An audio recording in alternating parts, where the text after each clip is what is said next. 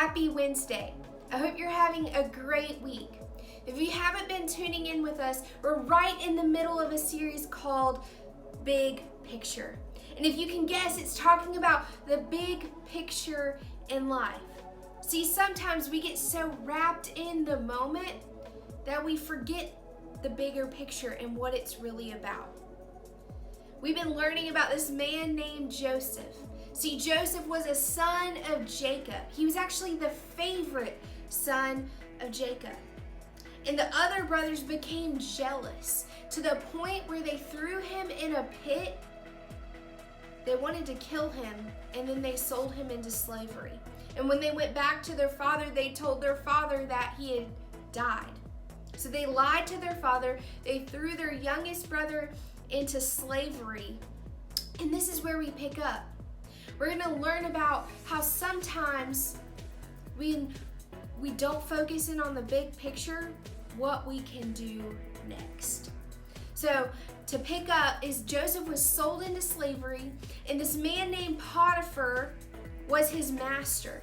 And Joseph became pretty much the right-hand man of Potiphar. And so when Potiphar would leave, he left the estate or his home in charge in Joseph's hands. So that's where we're going to pick up. See, Potiphar had a wife, and his wife had other plans for Joseph. So that's where we're going to pick up, is in Genesis chapter 39, starting in verse 6. And it says, "Now Joseph was handsome in form and appearance.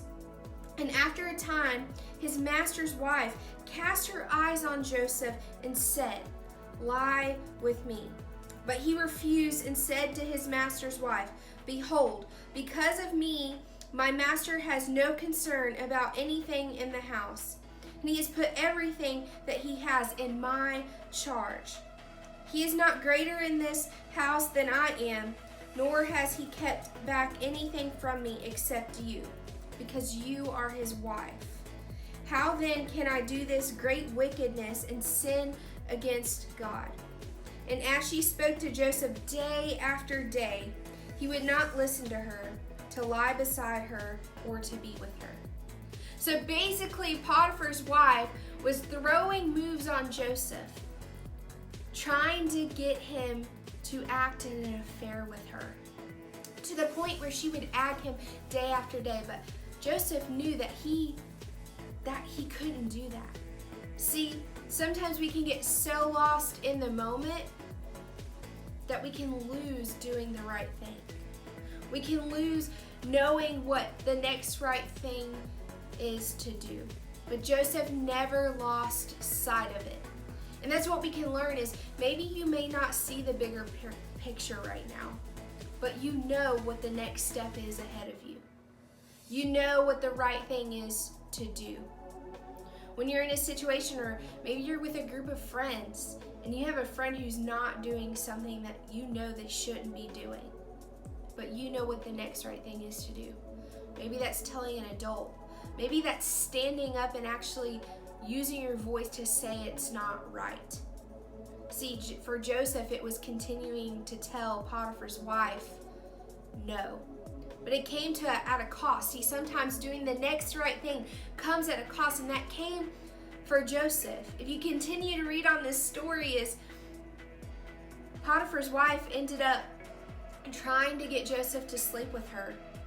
And Joseph tried to flee, but his wife grabbed his cloak, Joseph's cloak, and then accused of Joseph making a move on her. And unfortunately, Potiphar believed his wife.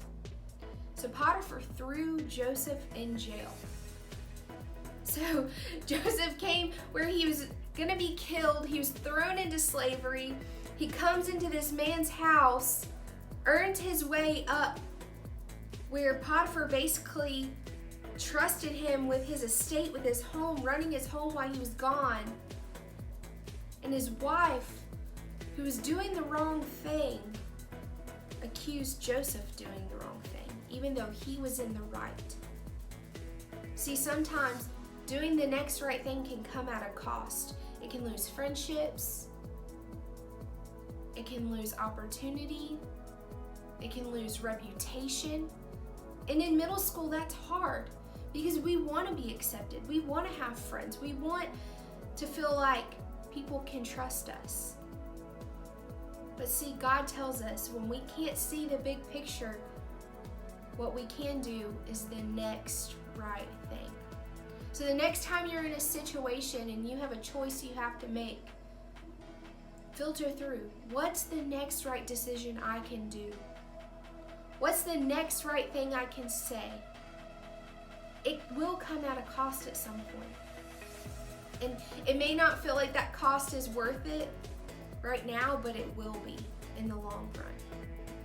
So, we're going to continue to learn about Joseph. We're going to continue to dive in and see how this turns into something great, into a big picture that Joseph never would have dreamed of. Because right now, he's back in jail. So nothing really looks good right now, right? But God has something bigger planned, and it's because Joseph took the next right step. He continued to trust in God. So, I hope you'll continue to join in with us. We'll be in week 4 of Big Picture next week. I hope you have a great week. Bye, Midway students.